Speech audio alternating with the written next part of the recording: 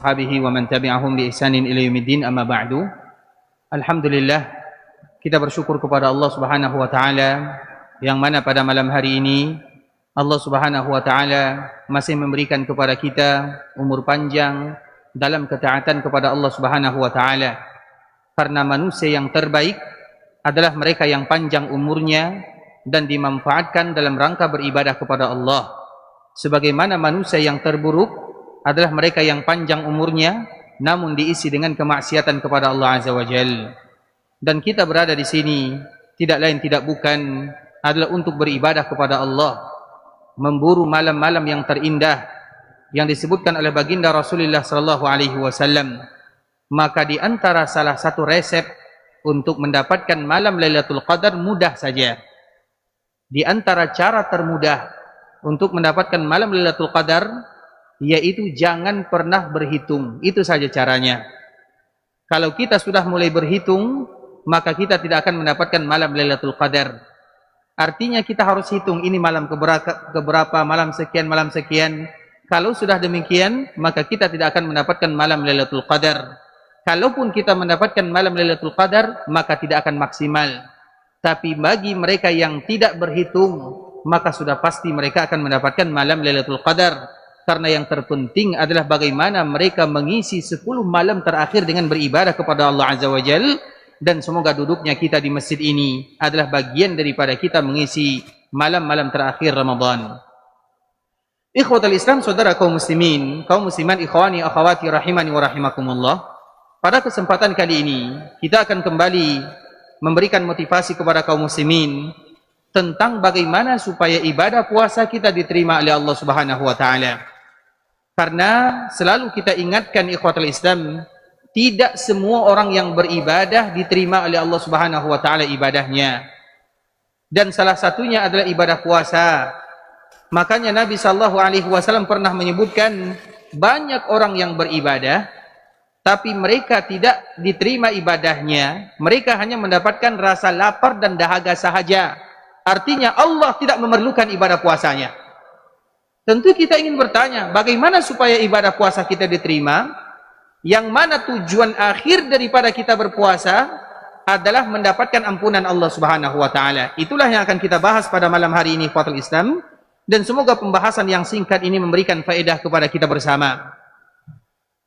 Supaya kita mendapatkan pahala. Karena salah satu janji yang disebutkan oleh Nabi sallallahu alaihi wasallam adalah ghufira lahu ma taqaddama min dzambi. Allah Subhanahu wa taala akan ampunkan dosanya. Makanya untuk berpuasa ikhwatul Islam 3 kali Nabi menyebutkan Allah diampunkan atau Allah mengampunkan dosanya. Apa kata Nabi sallallahu alaihi wasallam? Barang siapa yang berpuasa di siang harinya dengan keimanan dan keikhlasan, diampunkan dosanya. Sambungan hadisnya, barang siapa yang qiyam di malam harinya, diampunkan dosanya. Sambungan hadisnya, barang siapa yang qiyam di malam Lailatul Qadar, maka diampunkan dosanya. Seolah-olah 3 kali Nabi meminta kepada Allah agar orang yang berpuasa diampunkan dosanya. Dan itu akan terwujud dengan 3 syarat. Kalau salah satu dari syarat ini hilang, maka kita termasuk orang-orang yang sia-sia ibadah puasanya. Kita akan sebutkan ikhwatul Islam. Yang pertama, syarat yang jelas dari Nabi sallallahu alaihi wasallam, man shama ramadhana iman. Orang yang berpuasa di bulan Ramadan, syarat pertama adalah iman. Karena yang berpuasa itu banyak ikhwatul Islam. Orang yang bukan muslim, mereka juga puasa. Akan tetapi apakah puasa mereka diterima atau tidak? Tidak. Orang yang bukan muslim, mereka juga sahur. Mereka juga nanti makan bersama. Tapi apakah diterima ibadahnya? Tidak. Itu syarat mutlak dari Rabbul Izzati wal Jalalah, bahwa tidak ada yang diterima ibadahnya kecuali atas dasar keimanan kepada Allah. Dan alhamdulillah, kita senantiasa berharap kepada Allah Azza wa Jalla menjadi seorang yang beriman, hidup dalam keadaan beriman, dan wafat juga dalam keadaan beriman. Kemudian syarat yang kedua, ihtisab. Ihtisab itu artinya ikhwatul Islam adalah mereka yang betul-betul berusaha, berupaya bagaimana puasanya semata-mata untuk Allah Azza wa Jalla. Ibadah puasa ini lain dari yang lain. Ibadah salat diketahui berapa pahalanya. Ibadah zakat, kita juga tahu apa pahalanya. Ibadah haji, jelas pahalanya. Ibadah puasa, fa innahu li.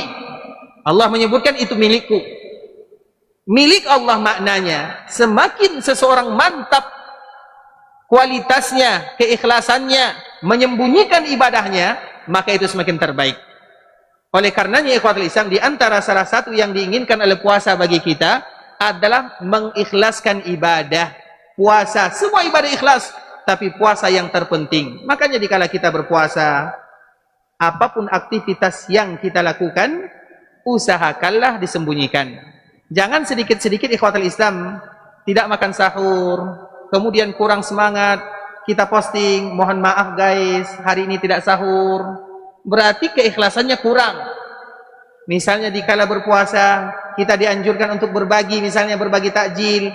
Takjil yang dibagi 10, kameranya 20. Itu tidak ikhlas namanya. Atau misalnya berbagi-bagi berbuka misalnya.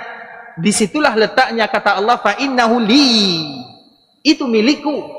Semua ibadah yang kita lakukan di bulan Ramadan dan yang berhubungan dengan Ramadan, usahakanlah untuk disembunyikan.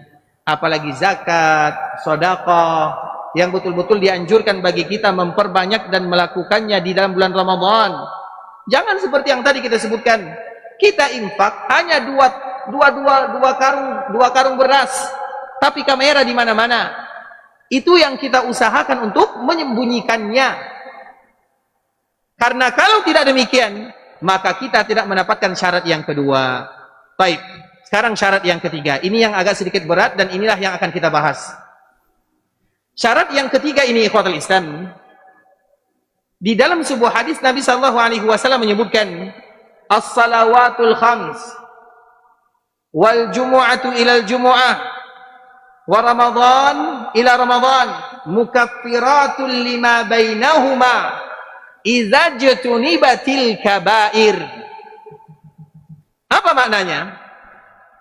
Antara satu salat dengan salat berikutnya, antara Jumat dengan Jumat berikutnya, antara Ramadan dengan Ramadan berikutnya akan menghapuskan dosa.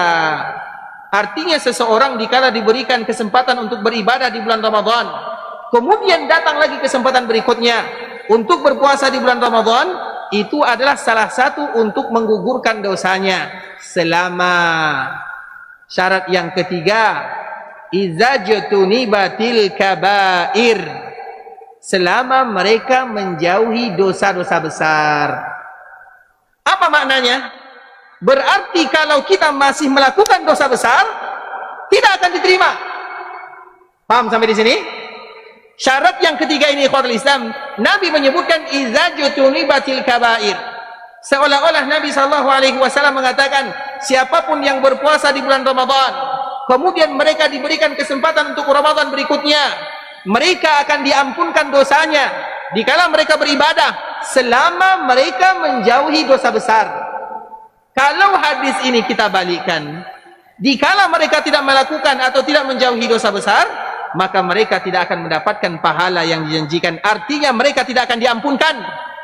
Dan merekalah yang termasuk dalam hadis Nabi, Allah tidak memerlukan darinya kecuali lapar dan dahaga saja. Tentu kita bertanya, dosa besar itu apa? Makanya dianjurkan bagi kaum muslimin ikhwatul Islam untuk mengetahui apa itu dosa besar. Dalam sebuah kitab yang dikarang oleh Imam Az-Zahabi menyebutkan macam-macam dosa besar, minimal disebutkan 70 lebih. Maka dianjurkan bagi kita untuk mengetahui secara rinci atau secara umum apa itu dosa-dosa besar. Dan akan kita bacakan. Siap untuk mendengarkannya? Butuh waktu sedikit ya. Baik, kita baca secara cepat saja. Kalau seandainya ada di antara kita yang masih berkecimpung dalam salah satunya, tinggalkan. Kalau tidak, maka janji tidak akan kita dapatkan. Karena Nabi menyebutkan idza jutunibatil kabair, apabila mereka menjauhi dosa besar. Kalau masih dilakukan, berarti mereka tidak akan diampunkan. Percuma dia tetap berpuasa, tapi mereka hanya mendapatkan lapar dan dahaga saja. Baik. Yang pertama ikhwatul Islam, kita sebutkan secara ringkas, secara cepat saja, diambil dari kitab Imam Az-Zahabi. Judulnya adalah Al-Kabair, dosa-dosa besar. Yang pertama adalah asyirku billah, yaitu yang melakukan kesyirikan, dan semua kita tahu. Kemudian yang kedua adalah qatlun nafsi, mereka yang membunuh orang lain. Itu adalah dosa besar, kita juga tahu. Kemudian yang ketiga adalah sihir, guna-guna, jimat, dan yang semisalnya. Itu semuanya adalah dosa besar. Berarti kalau ada tukang sihir, mereka berpuasa, diampunkan dosanya atau tidak? Diampunkan atau tidak? Diampunkan kalau mereka bertaubat dari sihirnya. Tapi kalau tidak bertaubat, maka tidak akan diampunkan. Baik. Kemudian tarkus salah, mereka yang meninggalkan salat. Mereka yang meninggalkan salat, percuma mereka berpuasa. Kemudian kita secara cepat saja. Kemudian man'uz zakah, mereka yang tidak bayar zakat, terutama zakat harta. Zakat harta itu ikhwatul Islam, semua kita, sebahagian para ulama menyebutkan zakat harta itu lebih bagus diukur dengan perak. Perak sekarang 1 gram berapa harganya? Berapa harga perak 1 gram? Tidak ada yang tahu? Internet tengok. Berapa harga perak 1 gram?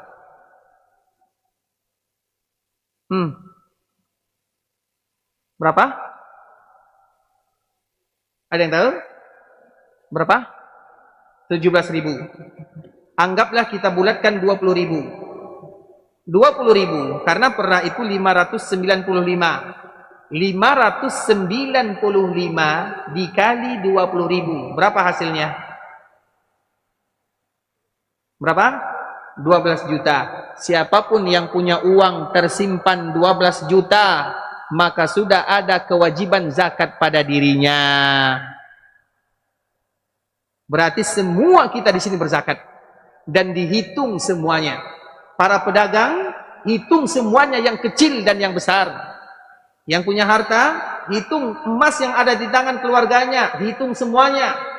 Kemudian yang misalnya zakat-zakat yang lain semuanya, supaya nanti kita tidak termasuk orang-orang yang melakukan dosa besar. Baik. Kemudian ikhwatul Islam, uququl walidain, mereka yang durhaka kepada orang tuanya. Durhaka itu ikhwatul Islam, apa makna durhaka? Durhaka itu, sebahagian para sahabat menyebutkan, apabila ada di antara kalian yang mengipas pakaiannya, kemudian terkena orang tuanya debunya, maka itu adalah anak yang durhaka. Kalau ada di antara kita yang mengipaskan pakaian, kemudian ada debunya, dan debu itu mengenai orang tua, maka itu adalah di antara sifat anak yang durhaka. Kalau seperti itu sudah durhaka, bagaimana yang tidak menghubungi orang tuanya? Bagaimana mereka yang meninggalkan orang tuanya di tempat yang tidak layak? Bagaimana mereka yang tidak memberikan nafkah kepada orang tuanya? Maka itu durhaka di atas durhaka. Percuma mereka berpuasa sampai mereka kembali kepada orang tuanya. Kemudian ar-riba, mereka yang makan harta riba, yang bekerja di riba, yang makan harta riba, yang bermuamalah dengan riba. Ingat, kita sedang beribadah puasa. Allah tidak akan menerima dan mengampunkan dosa seorang hamba dikala mereka berpuasa selama mereka melakukan dosa besar, dan salah satunya adalah riba. Kemudian orang yang memakan harta anak yatim dengan kezaliman. Kemudian orang yang berdusta atas nama Nabi SAW, atau orang yang suka bikin hadis palsu. Dan selalu kita contohkan ikhwatul Islam, misalnya hadis palsu itu banyak sekali hadis palsu. Bahkan pernah selalu kita ceritakan, Imam Ahmad, dia memiliki anak. Yang pertama namanya Saleh, sehingga istri Imam Ahmad dipanggil dengan Ummu Saleh. Dan yang kedua namanya adalah Abdullah. Dua-duanya adalah anaknya Imam Ahmad. Mereka lain ibu, artinya ibunya dua. Istri Imam Ahmad ada dua. Kemudian Saleh ini dia ahli di bidang fikih. Abdullah dia ahli di bidang hadis.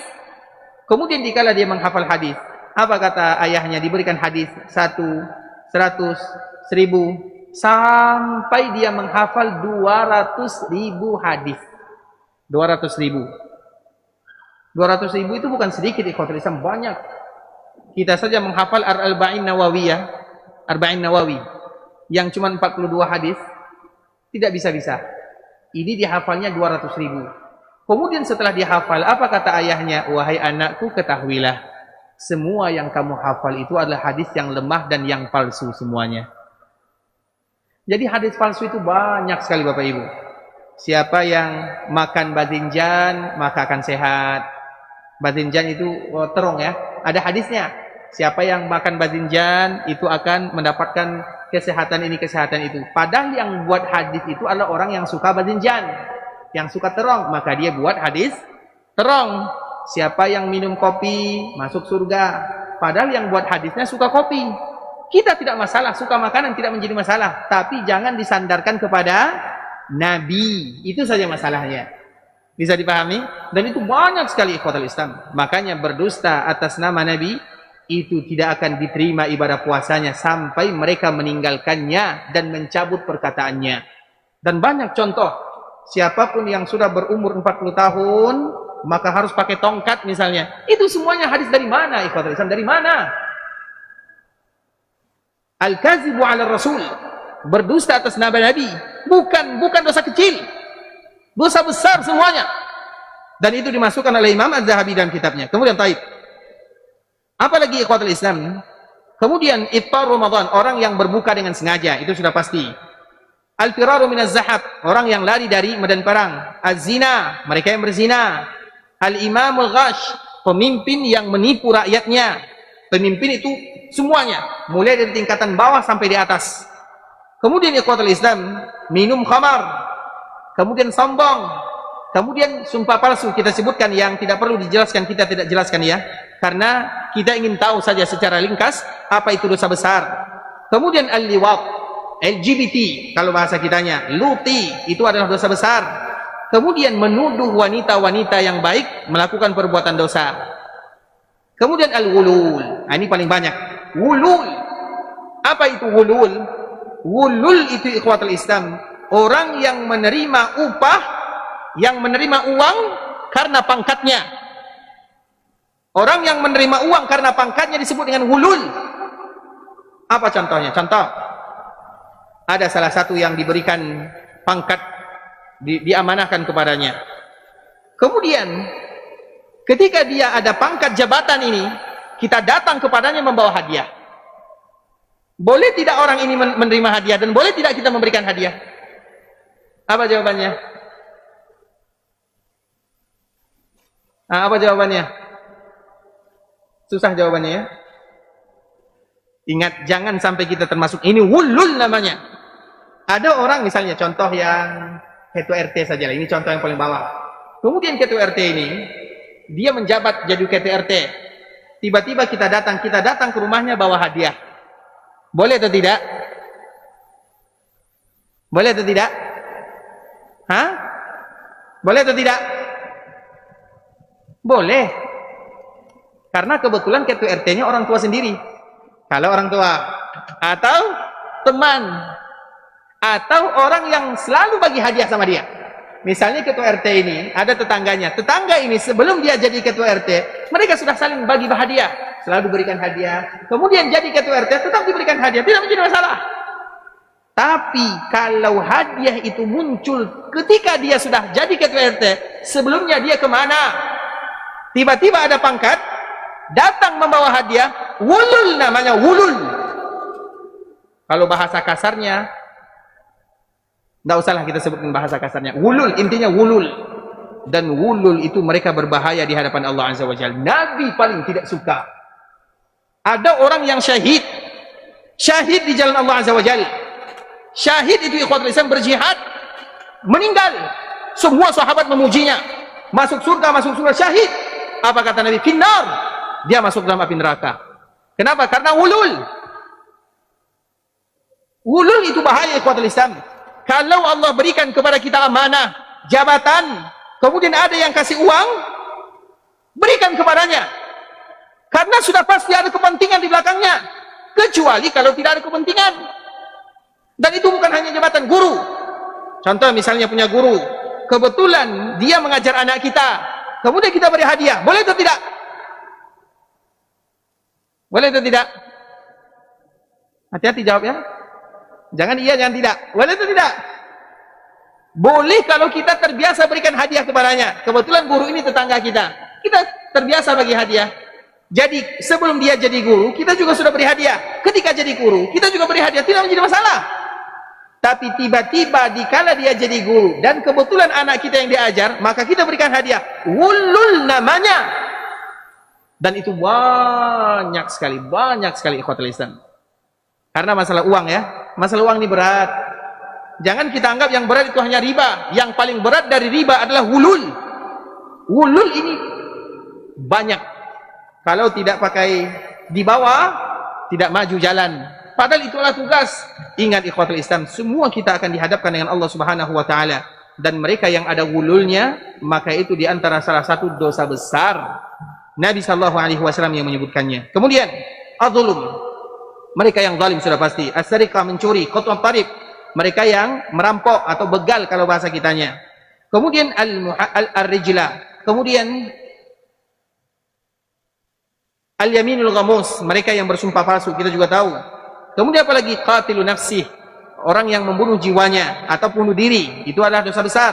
Kemudian apalagi orang yang meniru laki-laki yang meniru perempuan dan perempuan yang meniru laki-laki. Dari segi berpakaian, dari segi bergaya, dari segi apapun, kalau sudah meniru, itu dosa besar namanya. Maka ada namanya, kalau bahasa kita apa namanya, laki-laki yang meniru perempuan? Ada di dalam istilah bahasa Arab ikhwatul Islam mukhannas. Mukhannas itu karena seperti misalnya Imam Syafi'i rahimahullahu taala, dia membahas kalau bahasanya bencong ya. Itu dibahas, itu memang ada dalam syariat Islam.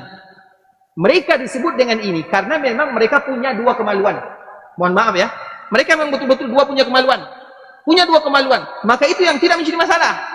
Tapi yang masalah itu kemaluannya satu, kemudian ingin berubah penampilannya. Itulah yang dilaknat atau yang termasuk dosa besar. Dan itu dijelaskan oleh para ulama ikhwatul Islam supaya nanti kita tidak salah kaprah di dalam masalah bahasa. Kemudian siapa lagi? Al-muhallal wal muhallallah, yaitu mereka yang sudah talak 3. Talak itu biasanya perkara yang jangan kita bermain-main. Kamu aku talak, jatuh talaknya walau bermain. Ada 3 perkara. Jidduhunna jiddun, wa hazluhunna hazlun, wa jidduhunna jiddun. 3 perkara yang kalau serius, kalau bercanda tetap dihitung serius. Salah satunya talak dan cerai, terutama kepada pasangan yang baru-baru.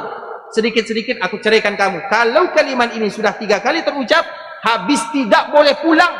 Kalau dia pulang kepada keluarganya sama dengan zina. Paham semuanya sampai sini? Sampai wanita ini atau istrinya menikah lagi dengan laki-laki yang lain. Kemudian, kalau seandainya istrinya menikah dengan laki-laki yang lain, datang suami pertama, mau tidak kamu ceraikan istriku? Aku bayar. Itu muhallal wa muhallallah. Dua-duanya dapat dosa. Itulah bahasanya. Kemudian apalagi ikhwatul Islam, makan bangkai, makan babi. Kemudian mereka yang tidak bersih dalam bersuci. Kemudian al-mukas. Al-mukas itu apa? Ini berat ya kalau diterjemahkan. Al-mukas itu ikhwatul Islam, sebagaimana hadis Nabi sallallahu alaihi wasallam, sahibul muksi finnar. Pajak. Itu bukan kata Nabi ya, kata kami ya, kata Nabi ya sallallahu alaihi wasallam. Perpajakan dan yang semisalnya. Kemudian ar-riya, khiyanah. Kemudian mereka yang mannan, yang suka mannan itu yang suka mengungkit-ungkit apa yang dia berikan. Sama tadi. Dia memberikan mungkin cuma 10 karung beras, tapi kameranya 20. Itu sama dengan mengungkit-ungkit namanya. Karena dia ingin menyebutkan ini yang saya lakukan, ini yang saya lakukan. Apapun kebaikan yang kita lakukan tidak usah disebutkan kepada orang lain. Kami sudah melakukan ini, kami sudah melakukan itu. Tapi ikhwatul Islam itu baru sekitar 30 kita sebutkan ya. Siapa yang bisa mengulang? 10.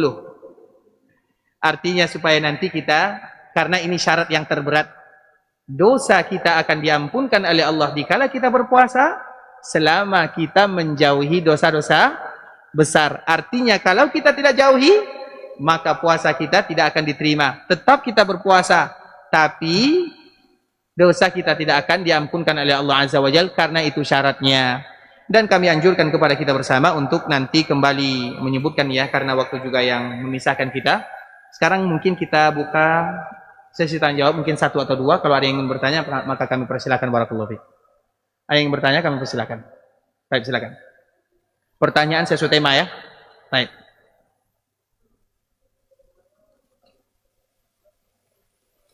Bagaimana? Bisa maju sedikit lagi? Wah, karena kami kurang dengar ya. Atau pakai mic, mohon maaf ya.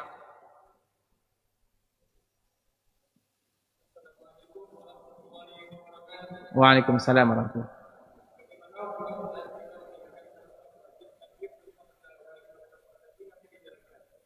Bagaimana hukumnya meninggalkan 1 salat wajib yang 4 lagi dijalankan? Baik, Masya Allah. Semoga kita terhindar dari sifat ini ya. Meninggalkan 1 salat, karena dalam 1 hari itu ada 5 salat. Kemudian salah satunya ditinggalkan. Apakah masih diterima? Maka itu termasuk orang yang termasuk juga dosa-dosa besar. Biasanya salat apa yang ditinggalkan? Subuh atau asar? Biasanya salat yang sering ditinggalkan antara 2 ini. Kalau tidak subuh, asar. Kalau salat maghrib, semua orang bisa. Kalau salat isya, semua juga bisa. Salat zuhur mudah, tapi asar tidur. Subuh penat. Jangan tinggalkan salat apapun. Kalau salah satu tinggal, dosa besar namanya. Percuma dia berpuasa. Itu bahasa kasarnya. Dan kalau yang tidak tahu, maka dia tetap berpuasa. Orang yang meninggalkan salat dengan sengaja tidak ada qadanya. Yang ada qadha itu orang yang meninggalkan salat karena tertidur atau karena terlupa, baru ada qadha.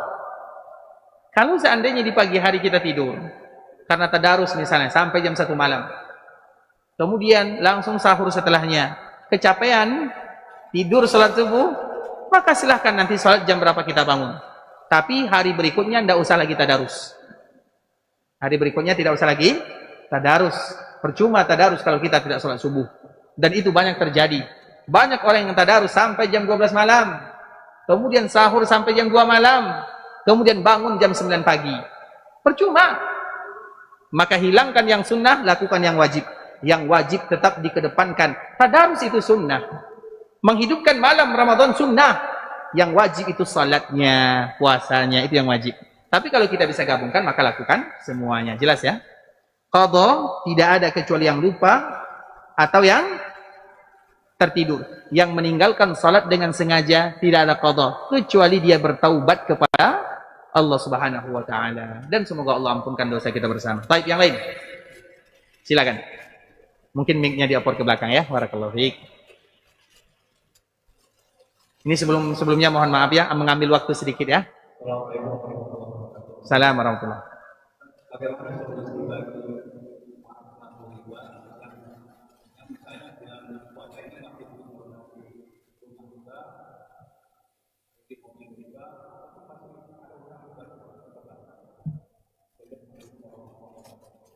Waalaikumsalam warahmatullahi wabarakatuh. Bagaimana mereka yang masih bermuamalah dengan riba dan di bulan puasa ini masih bermuamalah dengan riba? Tentu semua orang yang bermuamalah dengan riba, ketika mereka tahu kalau mereka sudah bermuamalah dengan riba, itu adalah lampu hijau untuk mendapatkan ampunan Allah Subhanahu wa taala. Itu poin yang harus kita tahu. Karena tidak semua orang yang melakukan riba mereka sadar mereka sedang riba. Sadarnya kita kalau itu adalah perbuatan riba, itu adalah lampu hijau untuk mendapatkan ampunan Allah Azza wa Jalla. Kemudian kita melangkah ke tahap yang berikutnya, cari cara bagaimana cara kita berusaha melunasinya. Yang pertama selalu kita sebutkan ya, di antara salah satu yang diajarkan oleh Nabi sallallahu alaihi wasallam selalu mengucapkan doa ini, apalagi di bulan Ramadan. Allahumma kfini bihalalika an haramik wa aghnini bifadlika amman siwak. Allahumma kfini, ya Allah cukupkan aku bihalalika an haramik, cukupkan aku dari makanan, uang, pendapatan yang halal dari yang haram, jauhkan kami yang haram, jauhkan kami. Seolah-olah itu doanya. Wa aghnini, kayakan aku bifadlika, dengan karunia dan kasih sayangmu, amman siwak, dari selainmu. Karena bagaimanapun ketika kita ada niat untuk meninggalkan riba, kemudian kita berusaha, jangan lupa menggantungkan semuanya kepada Allah, pasti ada cara. Dan siapapun yang meninggalkan sesuatu karena Allah, pasti Allah ganti dengan yang terbaik.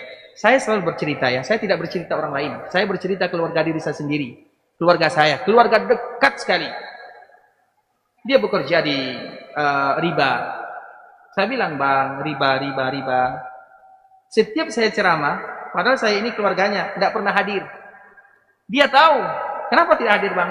Abang takut kalau nanti dibahas riba. Kalau dibahas riba, bahaya. Kemudian apa katanya? Dia masih mencari cara, karena meninggalkan riba tidak mudah. Dicari cara 1 tahun, 2 tahun, 3 tahun, 4 tahun, 5 tahun, 6 tahun, 7 tahun. Bahkan hampir 8 atau 9 tahun. Pada akhirnya dia berhenti, sudah sampai ke puncak ribanya, tinggi pangkatnya, banyak gajinya, ditinggalkan. Setelah itu berapa gajinya? 200.000 per minggu. 200.000 per minggu itu beli cindol nggak cukup. Itu bahasa kitanya. Bertahan 1 tahun, 1 tahun setengah, 2 tahun. Sekarang alhamdulillah dengan penghasilan yang lebih banyak daripada itu, dan bukan riba, hidup tenang, nyaman, selesai. Jadi jangan berharap tinggalkan riba langsung kaya. Enggak. Pasti diuji oleh Allah Subhanahu wa taala. Pasti ada orang yang kaya, orang gila, tidak tahu apa yang dilakukan karena meninggal. Anggaplah itu bagian daripada ujian dari Allah Azza wa Jalla. Apakah dikala selama ini kita sudah bermuamalah dengan riba, kemudian tiba-tiba kita ingin berhenti, kemudian setelahnya langsung kaya? Enggak. Anggaplah itu adalah penebus daripada riba yang kita lakukan. Tapi ingat, janji Allah pasti. Ada yang 3 bulan, ada yang 1 tahun, ada yang 2 tahun, ada yang 3 tahun. Kami pernah bertemu dengan orang yang pertama kali naik haji. Dia bukan pelaku riba ya. Kemudian dia mengatakan, kenapa saya seperti ini Ustaz? Padahal dia adalah orang yang kaya raya. Perdagangan di Sumatera dia yang menguasainya. Tapi perdagangan Marlboro ya. Perdagangan dia di Sumatera dan sebagian Kalimantan, sebagian Jawa dia yang menguasainya. Dia tinggalkan, bukan mudah. Berat sekali. Kemudian setelah dia tinggalkan, dia tidak bisa naik pesawat. Ada orang yang trauma, kemudian dia tinggalkan, seperti orang kesurupan, pergi ke dokter sana, dokter sini, tidak ada yang tahu, tidak ada sakitnya, tapi dia ibarat orang kesurupan 1 tahun, 1 tahun setengah. Kemudian akhirnya dia kembali, kemudian dipanggil oleh Allah untuk menunaikan ibadah haji. Kita dia tahu, niatkan, usahakan, berdoa, Allahumma kfini bihalalika an haramik wa aghnini bifadlika amman siwak. Kalau tidak hafal doa ini, cari. Hafal, pasti ada solusi dari Rabbul Izzati wal Jalalah. Mohon maaf ya, tidak ada jawaban yang lain. Baik Bapak Ibu rahimani wa rahimakumullah, sampai di sini. Ada lagi yang bertanya? Baik Bapak Ibu rahimani wa rahimakumullah, sampai di sini pembahasan yang bisa kami sampaikan. Kami mohon maaf atas waktunya, dan tujuan kita tidak lain tidak bukan adalah agar Ramadan bisa menjadi penyebab dosa kita diampunkan oleh Allah Subhanahu wa taala.